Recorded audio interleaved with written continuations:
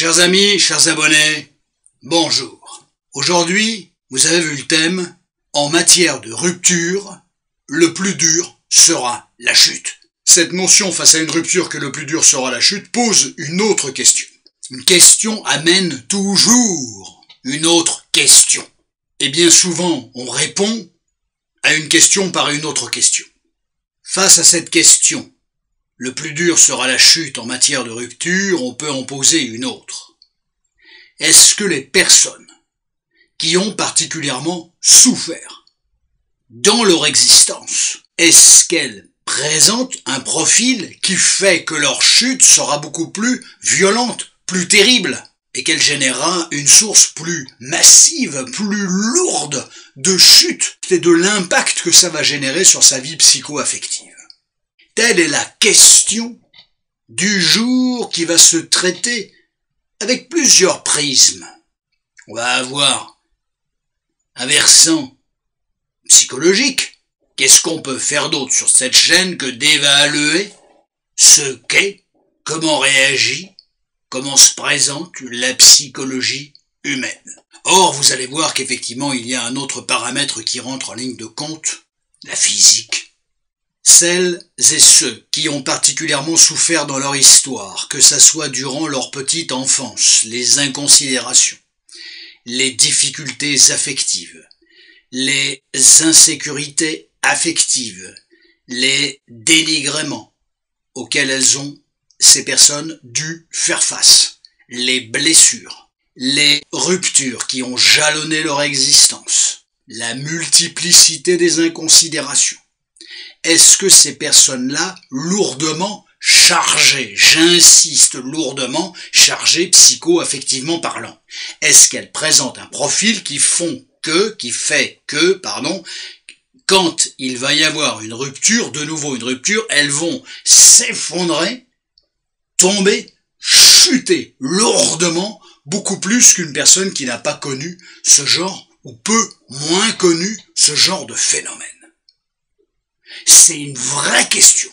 On va essayer d'apporter notre pierre à l'édifice à cette réflexion-là. Est-ce qu'une personne lourdement chargée chute plus lourdement confrontée à une rupture?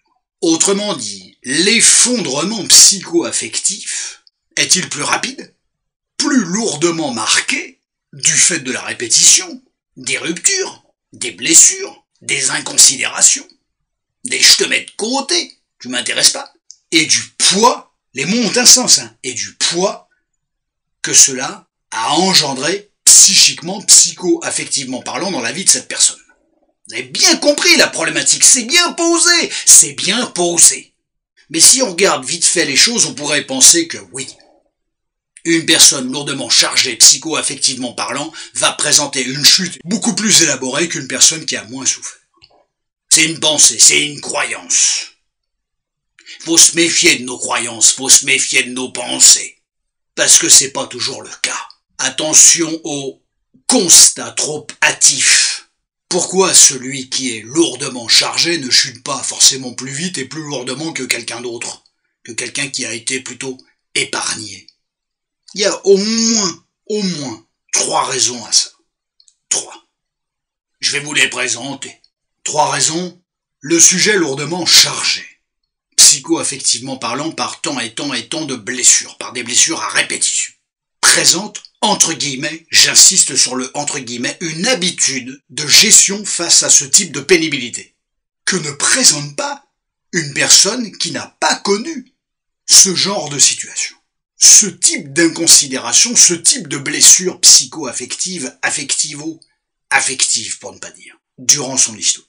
Et qui donc, cette personne-là, qui n'a pas connu cela, découvre ce genre de situation. Pensez bien, quand on découvre quelque chose, on n'a pas les mêmes outils que quelqu'un qui a déjà, façon de parler, rompu à l'exercice.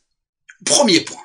Deuxième point, quelque part, la personne qui a particulièrement souffert se prépare à la rupture, à une anticipation de la rupture. Imagine la rupture, envisage la rupture. N'avance pas comme si ça n'allait pas avoir lieu. Elle sait, cette personne-là, que ça peut avoir lieu. Cette personne-là sait ce que c'est. Donc quand ça se produit, il y a déjà une préparation. Alors qu'une personne qui a un profil où effectivement tout est allé plutôt dans son sens, tout a été plutôt protecteur, elle n'a pas d'outils, elle n'est pas préparée, elle n'est pas briefée à ça. Mais alors pas du tout. Elle est persuadée que ça ne peut pas lui arriver, cette personne.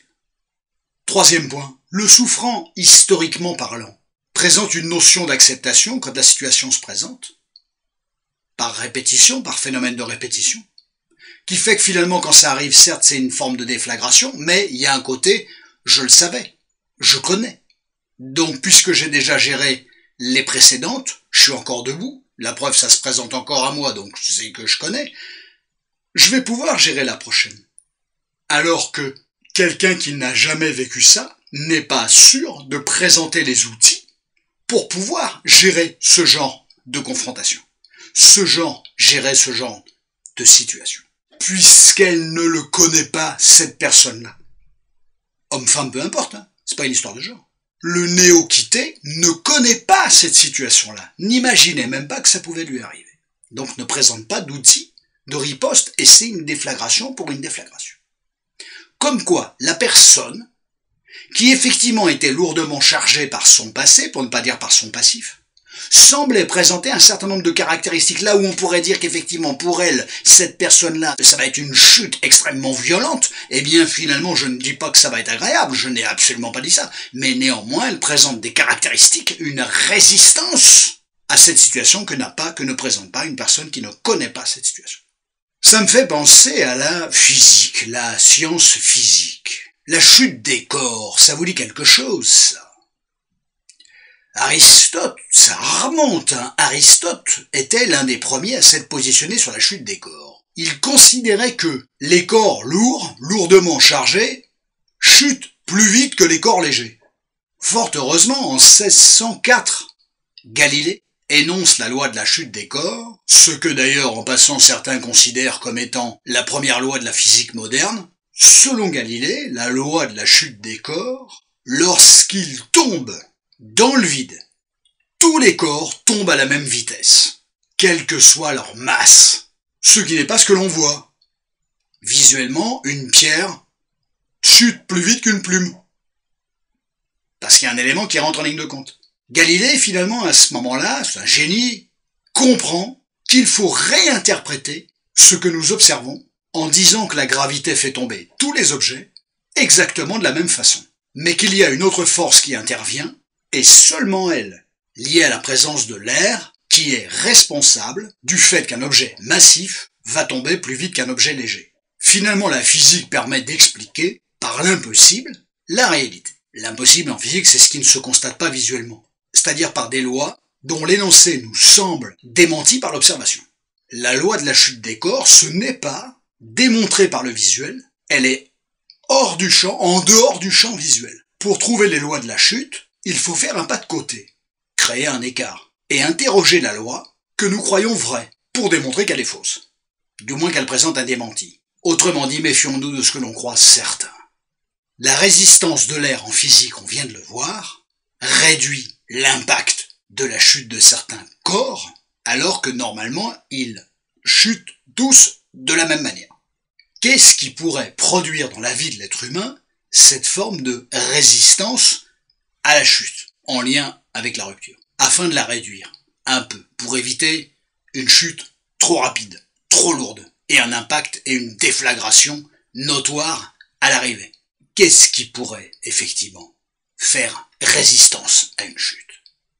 C'est une vie beaucoup plus élaborée, sur plusieurs fronts. Certes, il y a un chéri ou une chérie, c'est génial, mais il y a une famille, des amis, des hobbies, un boulot, une passion, des loisirs, des occupations, une estime de soi, du sens. C'est ça qui restreint, c'est ça qui fait résistance à une chute lourde et violente. Et même si une personne a été lourdement chargée par bon nombre de ruptures, bon nombre d'inconsidérations, si cette personne a réussi à organiser une vie et à donner du sens à son existence, quelque part, cette organisation qui donne du sens à son existence fait effet résistance plus que protection, fait effet résistance à une chute lourde, franche et massive. et un impact et une déflagration notoire à l'arrivée. C'est métaphorique, les amis. On est d'accord, la métaphore me plaît bien. Psycho-affectif d'un côté, physique d'un autre. Bon, le langage est le même, la trame est la même.